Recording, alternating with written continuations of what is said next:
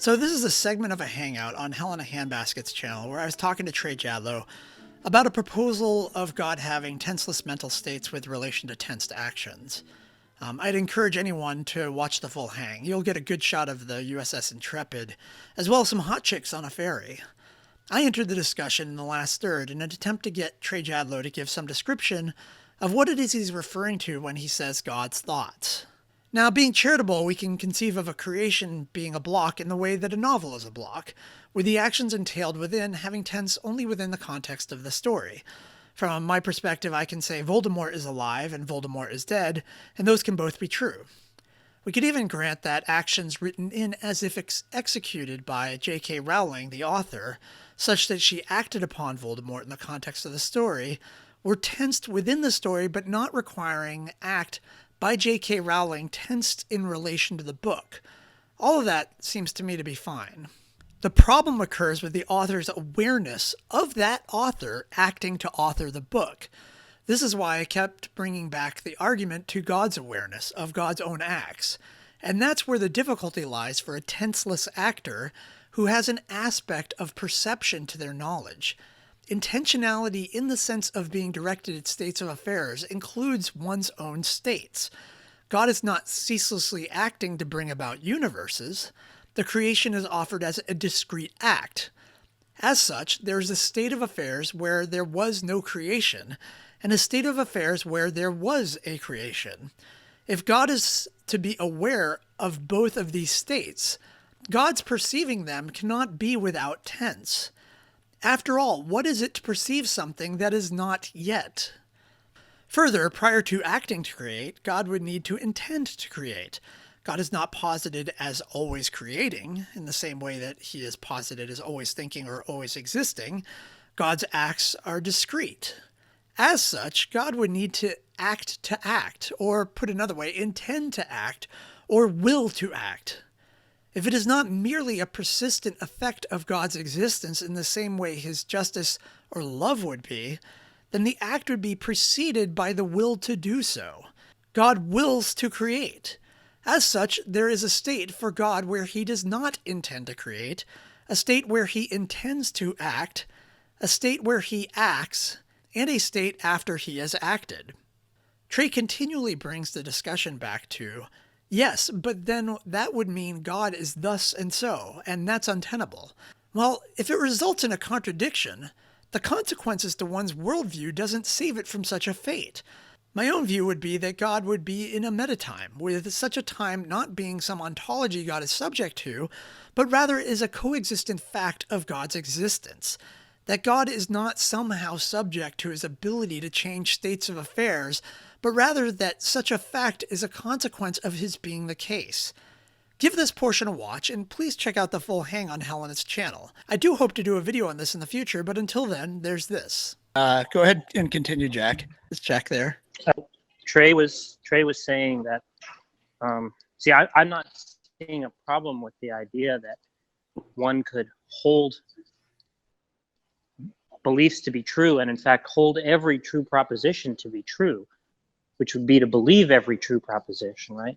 And I'm not seeing a straightforward problem with the idea that those beliefs could all be justified, right? So it seems to me there's no straightforward problem with the idea of knowing all true propositions and all that knowledge being beliefs, right? Existing in beliefs.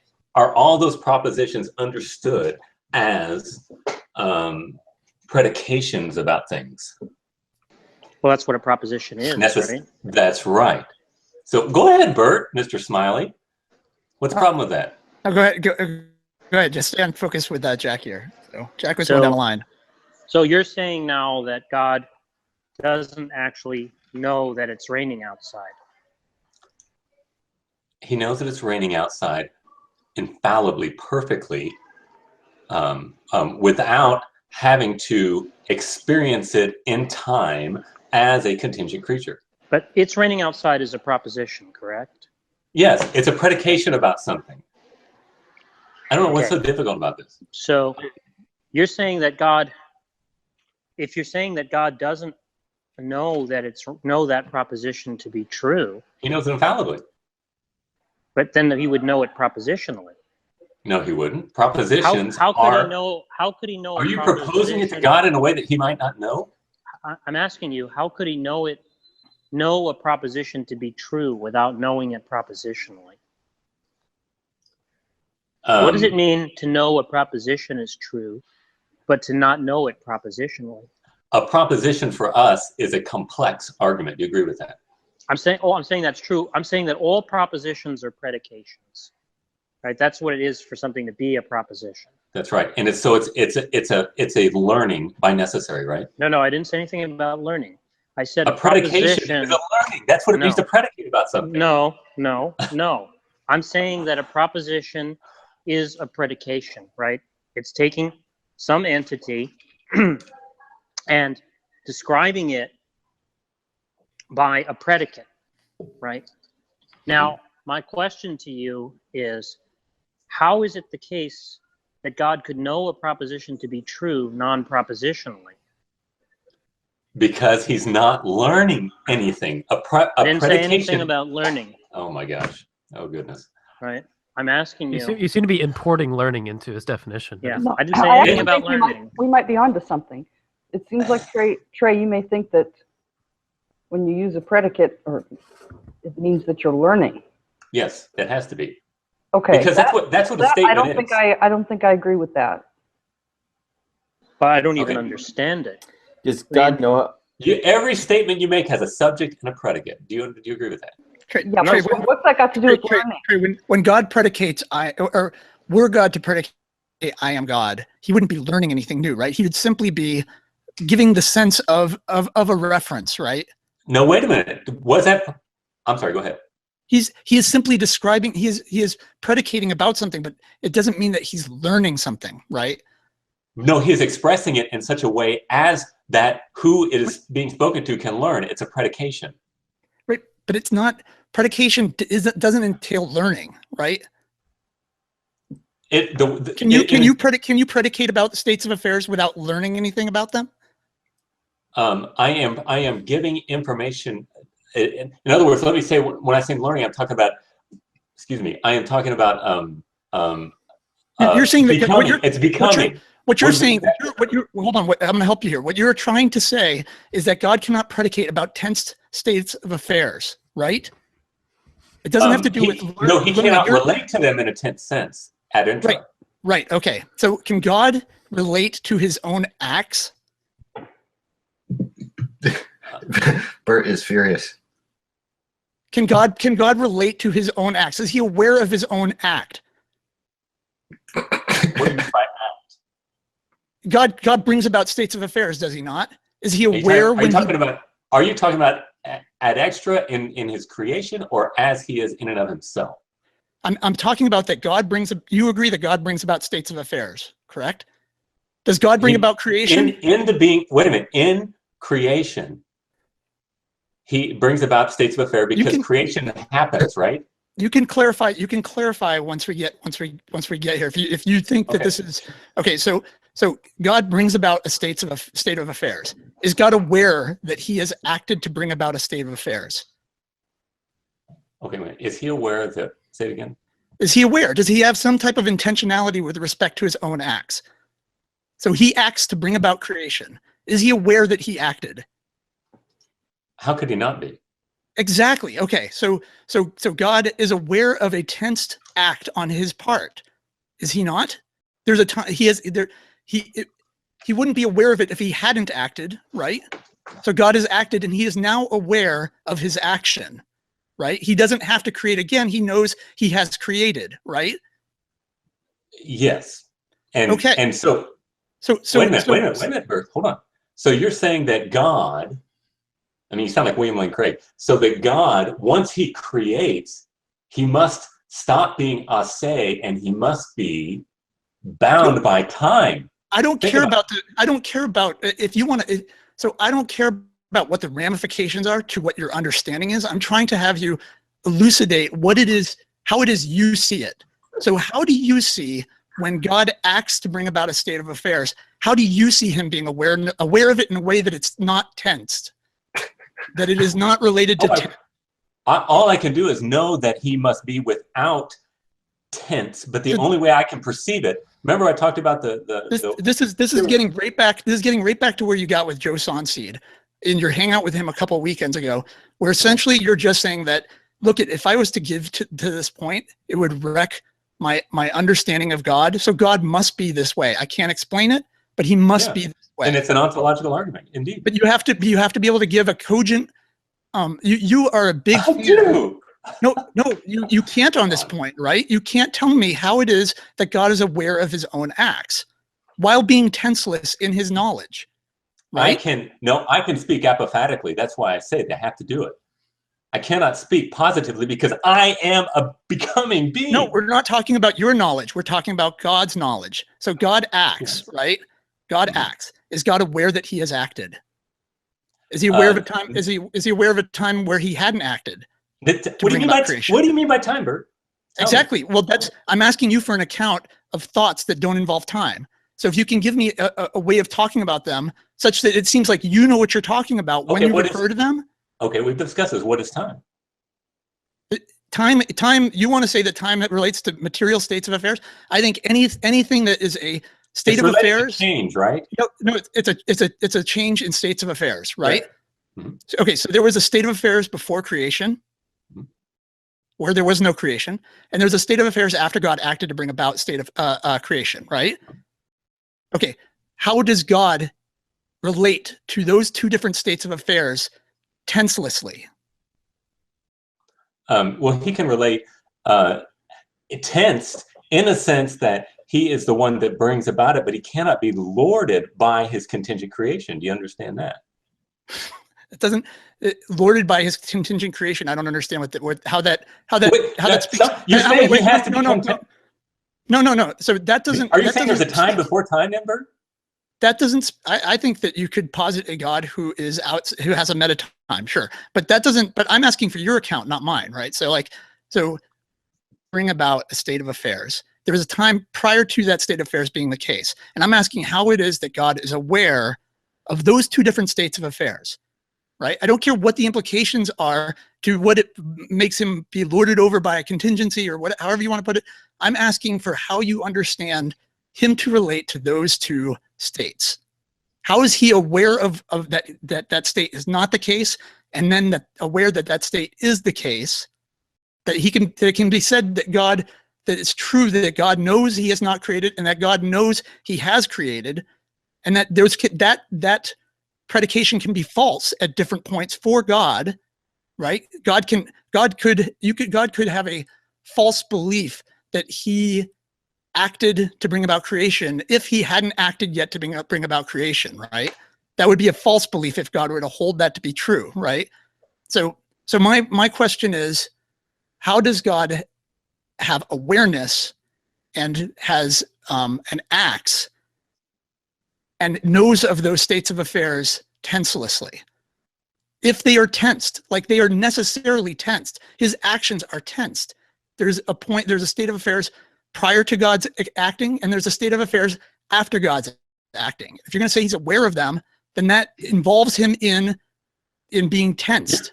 You can't have B theory God with an A theory creation. Sure you can. In fact, it's necessary. In different relationships. I'll let somebody else go if they want to further the point. Well, Bert, you obviously can have a B theory God with an A theory time because Trey said so. There we are.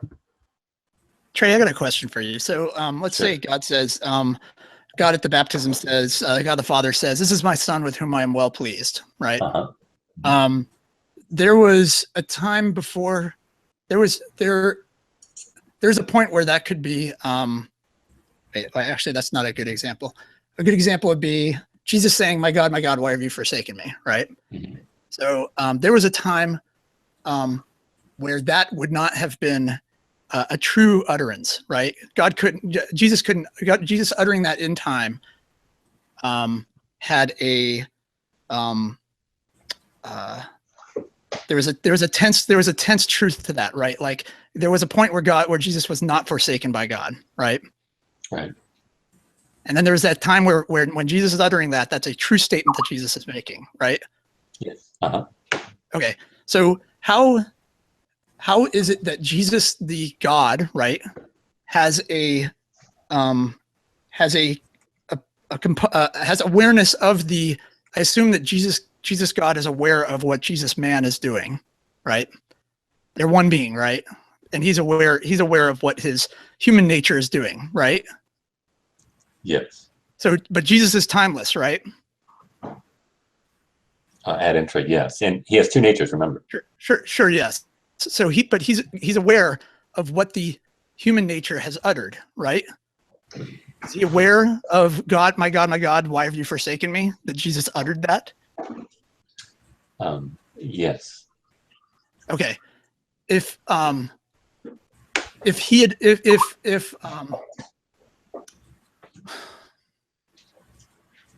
Jesus had uttered that earlier, that would have been a false proposition, right? God would not have forsaken him. He would have uttered it, and it wouldn't have been true, right? I don't understand that. So Jesus, timeless. Okay, maybe I don't even have to go there. So Jesus, timeless Jesus, is aware of what tensed Jesus is doing, right? The human nature is doing, yes. The God nature is aware of what the human nature is doing. How is the God nature aware of what the human nature is doing if the God nature is timeless? The human nature is not timeless; it's tensed, right? So, what would it mean for what would the proposition Jesus has spoken? My God, why have you forsaken me? What would that proposition? Would that always be true to the God nature position? Well, sure. He knew everything that's going to happen in a time sense. He's known that. Even though it hadn't happened yet, that would be a true proposition. Yes, God didn't learn that when he created creation. He's thinking, "Oh, this is going to happen someday, but I don't know it yet." But it wasn't true yet, right? We just said that Jesus said, "You have forsaken me," when he was forsaken, right? It had not happened existentially in contingent time. No, it had not. I can't even do this anymore. I'm sorry. I'm having Okay, trouble keeping track of my own. Can I just pop in and make a commentary on the communication that's going on here? Sure. Bert, one of the things that you have to keep in mind when dialoguing with people is that words that exist in common parlance have a very different meaning than how metaphysicians might very precisely define their terms for their paper in relation to speaking with other theologians and metaphysicians. So when you say things like contingently, existingly, so on and so forth as ways of modifying your terms, it kind of throws us off and we suddenly don't know what you're talking about anymore. It would just be like if a scientist was using scientific jargon while speaking to a lay audience without, providing a lot of primer. I think that I'm not saying I'm definitely the person for the job here, but I really don't think you're helping the theistic cause when dialoguing with people and trying to explain the nature of God, the nature of analogy, and so forth. I just want to understand, right? Okay, so Jack is asking you, Trey, right? Why in the case of an Ase being, right, that their experiences don't entail that they have beliefs, right? But in the case of a contingent being, they do, right? I want to know what the reason is for that. The reason is that someone who knows knowledge infallibly does not need to believe anything because they know it perfectly. Those who do not are contingent beings in becoming state must believe because they can't know perfect. I don't know why that's so difficult. It seems to be that he's saying that knowledge is an upgrade from belief without being a subset, which is That's right. I'm having a hard time getting my mind around. Ocean, what kind of Christian are you? Can you give me a little bit about? I'm not a Christian. I'm a pagan. Oh, I thought you said you're a theist. Right. Don't worry about that. Let's stay on topic. Stay on topic. Don't do that. No. I want to know where he's coming from. That's fine. That's all I need to know. Thank you. We can have Ocean 20 questions later. Go ahead. It happens sometimes. But anyway, yeah, you seem to be saying that that knowledge is an upgrade from belief without actually being a subset. But well, or I would say like, that how are you relating belief is a degradation of knowledge. a degradation of knowledge? In other words, it's a fallible understanding. Oh, so anytime someone believes something, it is fallible, according to you. Like fallibility is part of the definition of belief, according to how you've been structuring it. Sure. You're trusting it. You don't know it. Okay. Space. All right. So he's basically compartmentalizing belief and knowledge differently from everybody else in the room as part of the talking capacity. Yes, apparently so. Yeah, I think what needs, well, no, what I think needs to happen here, Trey, is that you need to, if propositional knowledge is not what you mean by knowledge, and beliefs aren't what you mean by knowledge, you need to give an account of what it is you're saying. Like the whole perception of reality. The criticism has been the entire time that you haven't provided the analogy, right? Now, if you're going to say a perception of reality, that's where I got into talking about awareness, right? So like God aware of his acts, that God is perceiving his own acts, right? Not in time, ad infra. Right. Well, exactly. You need to explain what not in time perception means. How can you time began, Bert? Did it not? How can you have did time begin? How can you have a perception of a state of a change in states of affairs? No, this will get right to your point, Trey, that you want to make to me. Okay, go ahead. How can God have a perception of a change in states of affairs and have that be tenseless? Is he not aware of changes in states of affairs? Is he not aware that time? Answer my question. Did time begin, my friend? No, not if God is acting in metatime, which is what I would think is rational. Now, you are positing. Hold on. Time represents change. Does God change? You keep talking over me. Let me say something. I would say that time is entailed by a sequence. That there can be sequence to events. Right, and it's necessarily related to potency, right? I mean, potency. So when you have two states of affairs that are different, you have time between them. Because they change. Not because they change. Because they're not pure act. Just that there's two different states of affairs. I would talk about time in that regard. Okay. And that would cover all definitions for me. It would be that there'd be if there was just one state of affairs in perpetuity for all eternity, there is one state of affairs. There would be no time. When you have two states of affairs, you have a state of affairs, and then you have you have the antecedent state of affairs and the current state of affairs, or however you want to refer to it. That's why God must be simple. Now what I'm saying is that there's a state of affairs where there is no creation, and there's a state of affairs where there is a creation. And I'm asking, how does that relate to your tenseless God? I understand how it relates to me. What we're asking you is to give an account of how it relates to God. Hold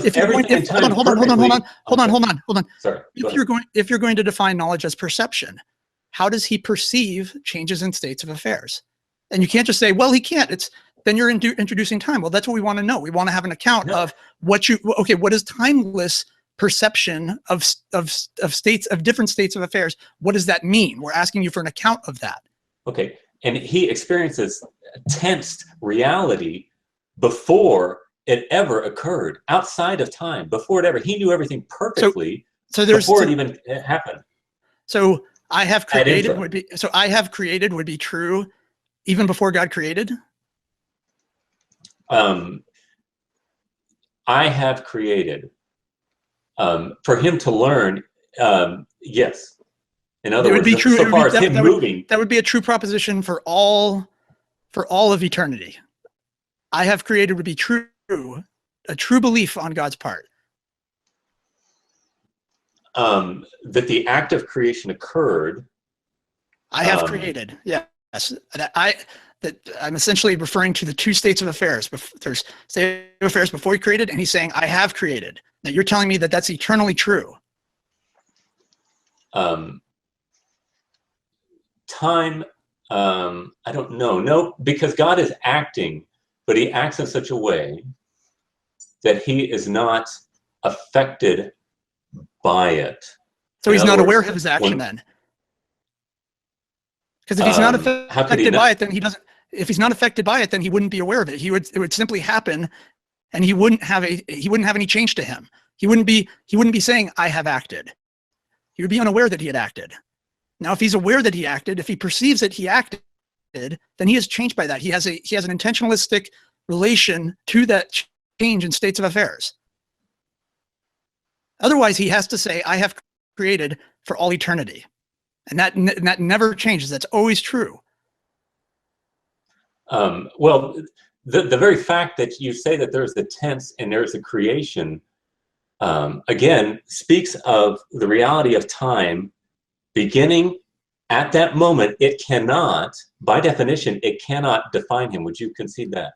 No, you're saying no, because I'm asking then for an account of that. You can't say by definition he can't be in time, and then and then fail to give an account of what it is you mean by knowledge is perception on God's part, and he has perceived a change in states of affairs, right? You're saying that he perceived a change in states of affairs, that he's aware of his creation, right?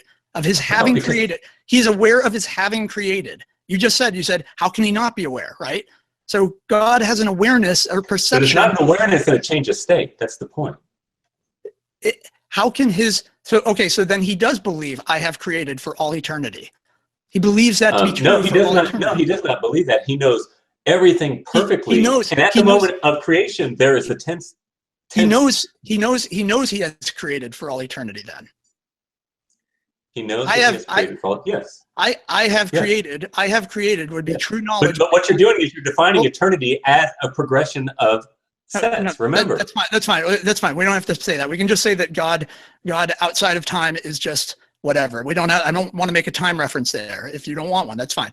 But what I'm asking is then, how does he have perceptive knowledge of his having acted? Perceptive knowledge is not something that is a predication as you're defining it, right? You're saying that he's aware that he has created.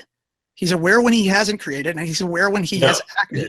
Yeah, but he's not defined by that action of potency. So he's not aware of his actions. Not in a potent sense, no. Is he acting to create eternally at all times? Is he creating eternally? No. You're imposing progression upon God. Do you not see that? Yes, exactly. I'm trying to have you elucidate the concept. You're saying that God has Trey. You are the one. So I would just posit metatime. Like I can give you an account of what I would think God would be like, but I'm interrogating you as to your position. So I'm asking you to give an account here. So you're saying that God has perception as knowledge, right? So I'm just giving that. I'm allowing you to say it's not propositional knowledge, it's perception. Okay, whatever. So then he has perception as knowledge, and you're saying he's aware of changes in states of affairs, that he's aware of having created. Right? No, he is not aware of them in a tense sense. No. So he's not he's not aware when he's created. Not at instant. Now he interacts with us in such a way that there is no, I'm not talking about interacting with us. That clouds the whole issue when you start talking about interacting with us. I'm simply talking about God. Let's say he doesn't even create like sentient beings. He doesn't create anything with minds. We're just talking about God just creating and God having not created, right? God is not aware of when he has created. God is not aware of when he has created. No, I don't. Again, if it is true that time had to begin, how is it that you can define his creation?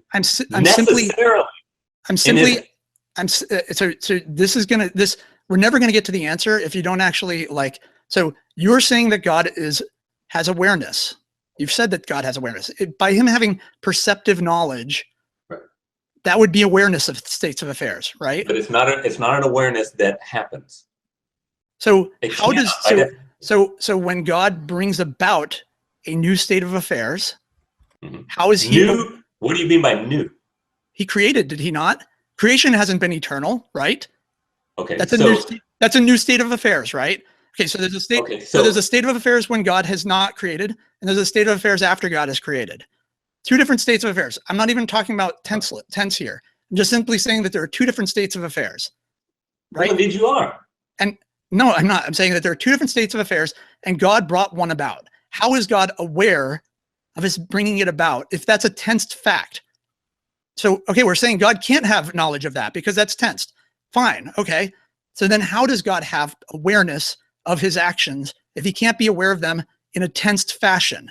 That's the account I'm asking for. And you keep going like, look at God brings about time. God, how can we talk about God in time when he hasn't brought it about yet? And what I'm saying is that, okay, that's fine. How do we talk about God having perception of his actions outside of time?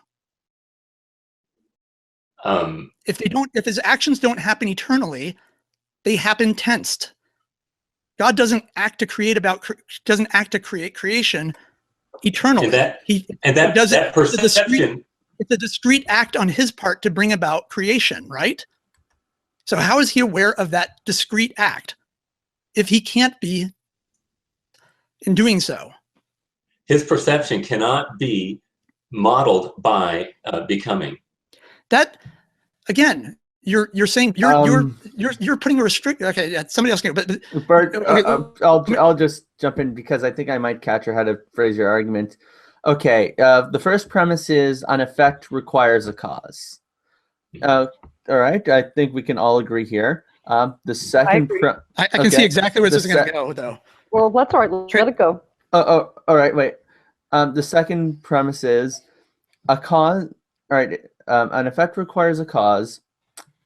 A cause would require something existing to bring about the effect. So from this, we would then get that if the universe and if God exists in a state where he's not causing something, then there would have to be some kind of change in God so that there would be the universe coming into existence, because there needs to be an affect for an effect to take place. So if there was a ball just on my table and it just starts rolling without any prior cause, then that would violate the first premise. But if there was a change to happen within the ball, that would explain it. And if there was a change to happen outside of the ball, that would also explain it. But if there is no change to happen outside of God because, things just don't pop out into existence, then what changes in God to bring about an effect? Is it some kind of knowledge or new state of affairs?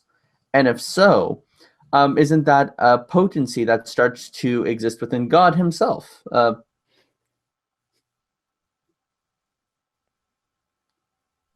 Do you understand the arguments? There can't be potency. I mean, that's the thing. No, yeah, that's my point.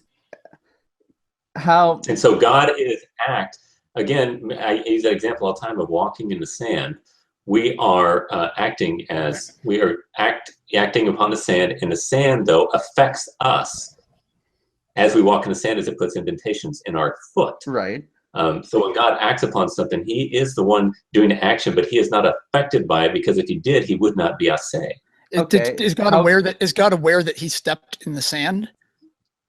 Not in a tense sense where he is submitted to potency. Well, forget about the tense sense. Wait. Go ahead. Wait. Forget about the tense sense, though. What I'm asking, Trey, is that if there's a state of affairs where God is not creating, and then there's a state of affairs where God is creating. Since there is nothing extrinsic to God pushing him to create, there only can be something intrinsic to God, which then pushes him to create. Okay, so that which is pushing God to create is really God, and God is not God, right? So what changes in God to get him to start creating? That's my question. There cannot be a change within him. Okay, so God would never create then? No, because if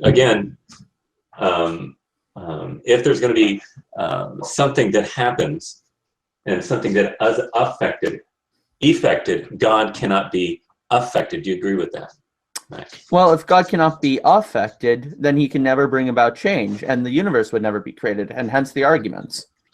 Okay, so it's not possible to have pure actuality.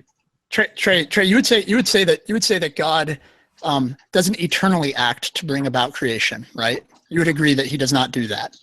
Yeah, no, actually, he does, because again, what is eternity? You're defining it as a succession of temporal acts, right? Is there a time before creation? Is there a state of affairs before God's created and a state of affairs after God is created?